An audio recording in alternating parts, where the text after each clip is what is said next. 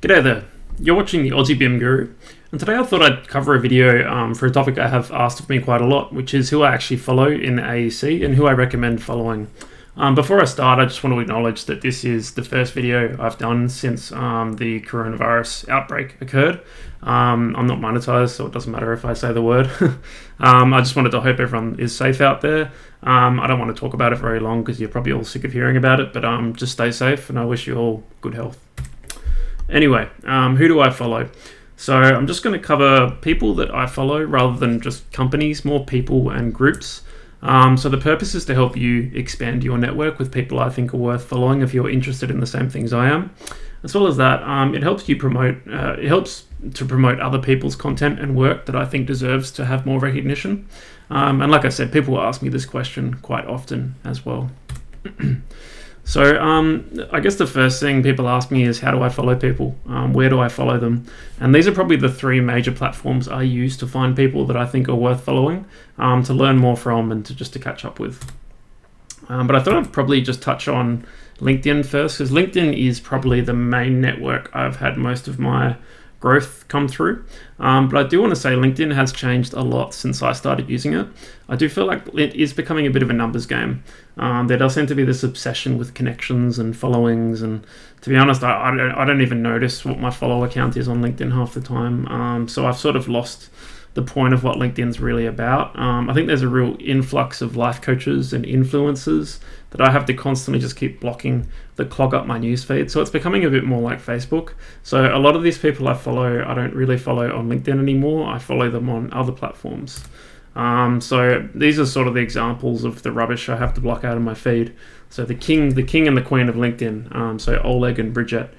These were two of the first people I blocked on LinkedIn because the drivel that comes out of these posts is pretty crazy. It'll be interesting to see if LinkedIn picks up on what I'm talking about here, saying I'm sharing this on LinkedIn. But yeah, this is why I find LinkedIn challenging. You can see I'm almost blocking 150 people, typically just through the stuff they share. So a solution for me was Twitter. It's very much still alive with opinions and relevance to what I care about. If you see spam, you can simply just mute it. You can say, I don't want to see this anymore, and then when you want to see it, you can unmute it. And you can follow people at your own will. It's a lot easier to sort of just have a small following, and it's less about connections, it's more about quality of connection. If I miss you and the people that I follow, I'm sorry. There's a lot of names to recall, and I'm just drawing on what I remember I follow on a daily basis because it changes every day. Without further ado, I'm just going to jump into who I follow and sort of why I follow them and what they do. I'll try not to spend too long on each person because there's quite a lot. But I'll just start off with John Pierson and Aaron Miller from Parallax. So they've been consultants. John's well known for developing the rhythm package and being highly active in the Dynamo community. So I really enjoy seeing the experimentative posts that John shares. He's very collaborative. If you ask him questions, he tends to answer them, which is great for someone that's probably quite busy. I also really enjoy interacting with Aaron. He's got a very realistic approach to Revit problems. He will give a very direct solution, which I really appreciate. And he's very experienced as well, and he's doing a great job. So definitely recommend following them if you're into Dynamo or Revit, and just check out their content. As well as this Pedro, I would acknowledge that he's probably my number one sharer on both LinkedIn and Twitter. I don't think he's missed a single video since he found my channel in his sharing of content, but he shares a lot more as well. He shares so much content, it's amazing. I find so many great architectural resources and also just examples of quality work in BIM through the content he shares, so he's highly worth a follow. As well as that, I really enjoy watching the work that's coming out of Hypar, which is essentially a generative platform for AEC that works in the cloud. Ian is better known as the father of Dynamo, so he's also got a lot of history.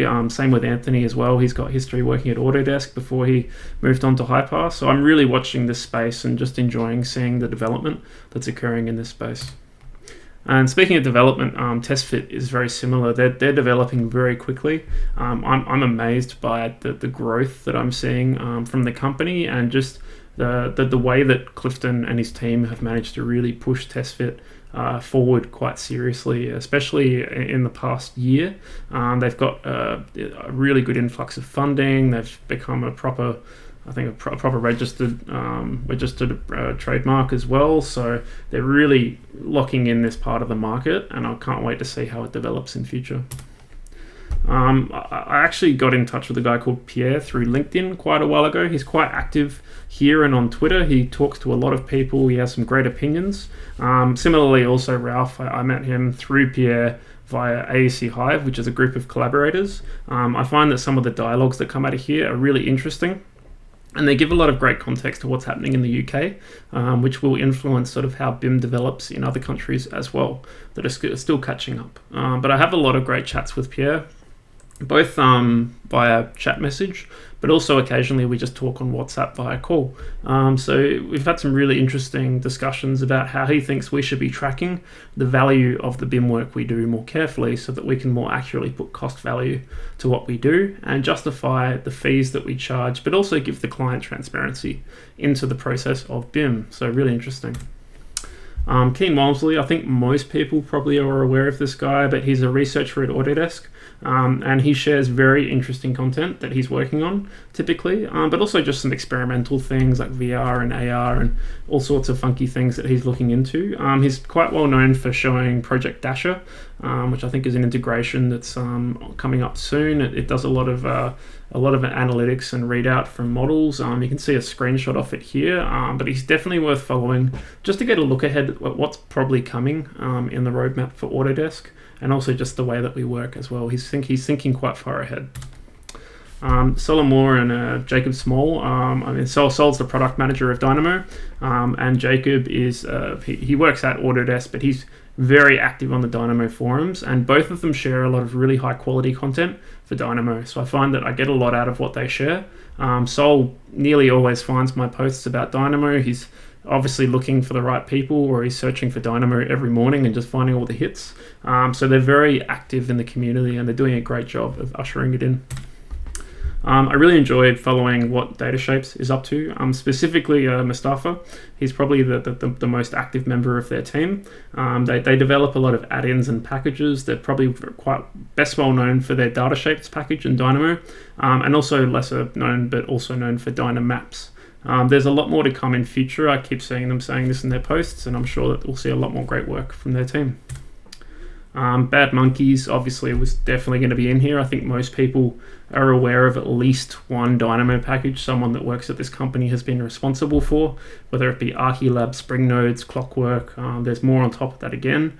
And obviously a lot of these names here you probably just know through being in the industry. If you know BIM and you know who's who, there's at least one name here you should recognize, I'd say.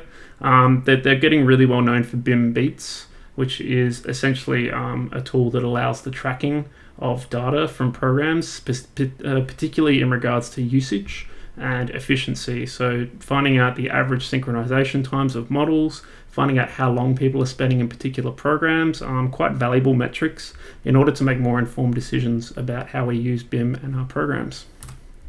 Revit Pure is a website, a blog, and a YouTube channel managed by Nikos Katelia, and it's focused on Revit education. But the really great thing about Revit Pure and why I follow it is that he really breaks down what he teaches and makes it very simple, which is something that I don't always do on my channel. Sometimes I fail to really break down a concept to its fundamentals, but Nicholas is brilliant at doing this. I actually learned from some of his content while I was learning, so I really appreciate the work that he does. So definitely give him a follow and check him out. Evolve Lab, I really enjoy the content these guys share. They're usually quite ahead of the 8-ball in how they think. I particularly interact with Benjamin Gula, sorry, I'm probably saying it wrong, but I interact with him on LinkedIn from time to time and just keep an eye on what they're doing. I really enjoy the content that Bill puts out, especially a lot of sort of mini podcasts that they do. They actually show them using software, which I think is always really important. And Bill's really well known for his future of BIM, or the future of BIM is not what you think it will be. I think it's the most watched Autodesk University presentation video ever, and I think it's got a lot of views on YouTube as well, so it's got a lot of exposure for BIM, probably outside the circle of architecture and AEC, which is great, and they're very active as well. Christopher, and I guess also his involvement in BIM Africa is really getting quite interesting.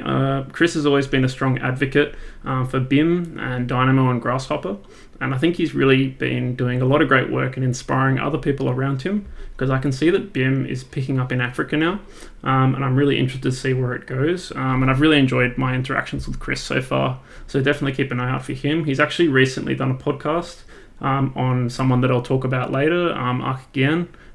So definitely worth checking out that podcast as well. The OpenBIM movement is something that's always intrigued me, because it's essentially focusing on opening up the black box of software. So taking away all these things that cost money, typically too much money, I guess, in most of their advocates' opinions, and often not using data in an efficient manner, in an open source manner. So they're looking at open formats and essentially just making everything accessible for the industry, in order to raise our productivity and the way we do things. So these are probably the two people that I have the most interaction on LinkedIn in regards to this. So definitely worth checking out what they're talking about and seeing if OpenBIM is something that you want to get more involved in. Personally, I quite like Revit, and Revit isn't OpenBIM, it's closed BIM. And I know that the OpenBIM movement detests Revit typically, so it's a little hard for me to get fully on board with it, but I think the initiatives behind what they're doing are sound. I really enjoy interacting with the owner at Bird Tools. He's very active on LinkedIn and also occasionally on YouTube, and develops some really interesting advanced apps. So I think it's good to check out what he's doing. There's some really interesting things he's developed. So yeah, definitely give him a follow and check him out. Dalton Goodwin, or the BIM Coordinator from YouTube. I met him via YouTube and then on LinkedIn, and he's a really strong advocate for the importance of data, particularly with a focus on Python and how Python can restructure data. I can see he's a strong advocate for the Pandas package and how that can be used to process data from Excel to other formats, and he's a great contact just to discuss general implementation in companies. He's had a lot of experience with managing BIM on a very large scale, so he's been really interesting to talk to about that. So definitely worth checking out what he does. The Revit Kid, so I think most people probably are aware of Jeffrey and the work he's been doing. He's got a very active blog and a YouTube channel, and he's very active on Twitter and occasionally LinkedIn as well. He's probably one of the longest lasting and consistent educators in BIM that I've seen during my career. He's always been around, always teaching in really similar manners and really approachable. I actually learned a lot about Revit from him when I first found Revit. That was about almost 10 years ago now, so he's very consistent. He's recently delved into Dynamo, so check out his DIY Dynamo if you're interested. Proving Ground is a really interesting collective. They're a bunch of developers, I think you'd probably call them that. They're quite well known for building the Lunchbox package for Grasshopper and Dynamo. They've got a lot of great content, especially on YouTube recently. They've been doing some podcasts where they're focusing on interoperability between Revit and Grasshopper using Conveyor, and also a bit of Rhino inside. So worth checking out what they're doing. Ehsan is definitely worth checking out. I mean, he's probably best known for fathering Pyrevit, which really enhances the capabilities of Python in Revit and Dynamo. He's currently focusing on Rhino inside, which is great. So I think he's working both on the development of it with McNeil, but he's also raising awareness for it by presenting at a lot of user groups about it. So it's amazing just how much work he's doing. He definitely needs our support. So if you are interested in following what he does, I think he also has a Patreon if you want to directly support him. But yeah, looking forward to seeing what he does in future. I've always enjoyed following ID8 Software. Again, they've been around the whole time I've been working with BIM, developing some really great plugins, and they're picking up their marketing at the moment as well. They're probably best known for a tool called ID8 BIM Link, which lets you push and pull data between Excel. And this has been around for a long time, but they've really honed the add-in and improved it over time. They're quite active on YouTube. So if you want to see their products, they have some good demonstration videos there.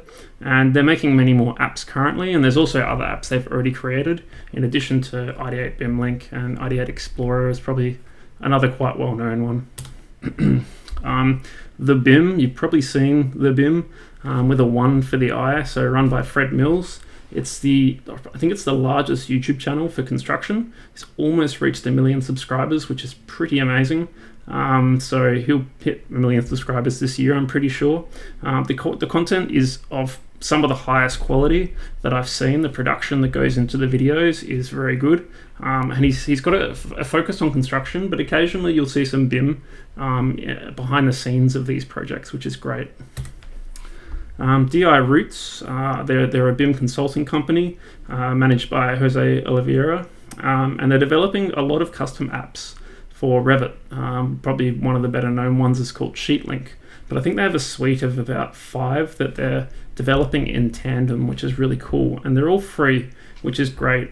So I think it's great, and I also see that Jose is taking out a lot of people from around the world in his team, so he's really bringing together a lot of people that have a common passion for developing, which is pretty interesting. So I really like what they're doing. I've spoken to Jose on the side a few times, and he's been really helpful in sort of giving me some tips about becoming a consultant as well. So I really appreciate what he's been doing for the industry and look forward to seeing what they do in the future. They're also quite well known for their Dynamo training course. So if you're looking to learn Dynamo in a course with a certificate, check out their website. ArcGAN runs a podcast. Particularly, it's run by Manish Paul Simon. I'll be coming out on it quite soon. I think by the time this video is released, I would have already come out for episode 35. He initially focused on architects in India, but has recently expanded his focus to a global scale. So I think it's going to be really interesting to see all the different people and experiences that he's going to capture in his podcast series. And I think it's definitely worth listening because he's quite an engaging interviewer. I think he asks some really relevant, sort of hard-hitting questions. So definitely worth checking out his podcast. Maybe check out Xuver as well, because they've recently overhauled their website. I've interacted with Lawrence, their marketing developer, for quite a few times about how the software is developing. It's a web-based walkthrough software, probably oversimplifying what it does, but that's essentially its core intent. So it's a really interesting application, and it's very deployable, unlike a lot of other walkthrough software, such as Enscape or Unity or Unreal. So definitely worth giving that a look now. I really enjoy the content of Sean Fruin, or Sigma AEC. So he's very focused on Dynamo and MEP, and I think he's also delving into app development now as well, by the looks of it. So he's a mechanical engineer, so he focuses on HVAC typically. He's got a great sense of humor as well, and a really good knowledge of Nintendo, which I really respect. So he's very active on all the platforms that he operates on. Definitely worth following if you're an engineer looking to learn more about Dynamo. And also Topologic, or Wassim, who runs it. I've really enjoyed seeing the development of the Topologic workflow, especially in the context of the Dynamo or the Grasshopper package. It's a really interesting approach to processing geometry and evaluating conditions. You can see it's used here, for example, to do a connectivity map for an entire floor plan. So the potential of what this can do and the speed at which it can run is quite impressive. I've really enjoyed seeing Wassim's dialogue with Sean Fruin and also Clifton Harness in the context of Testfit, and also just some good back and forth development between Sean and Wassim to sort of develop different functions of the package. So really enjoying what I'm seeing from them, so definitely worth checking them out as well. And the team at BIMtrack is really enjoyable to interact with and to see on Twitter typically. That they're all very active. I've actually met a couple of them in person, and that they're very friendly. I mean, they're Canadians, so everyone knows Canadians are very friendly, which is great. Just don't offend maple syrup or poutine, as I've been told, and I never would because they're delicious. But they're essentially all behind the fantastic product that allows you to coordinate in Navisworks more effectively, as well as I think they're looking to enhance it beyond Navisworks as well. Or they might already have. I haven't actually checked it out for a little while, but definitely worth checking out what they're doing because they're very active and they're growing very fast as well. And speaking of BIMtrack, Carl Storms recently joined their team as well, better known as the BIMsider. He's got a very active blog where he used to share a lot of content, which is great, and he also collaborates in the podcast BIM Thoughts with Bill and Dana. And that sort of brings together people across the industry, usually some pretty big names as well. And as I said, he's recently joined the BIM track team, and I think he's been a great connector for the industry to bring people together. And he shared a lot of my content too, so thanks, Carl. So I hope this sort of helps give you some new names that you might not be aware of.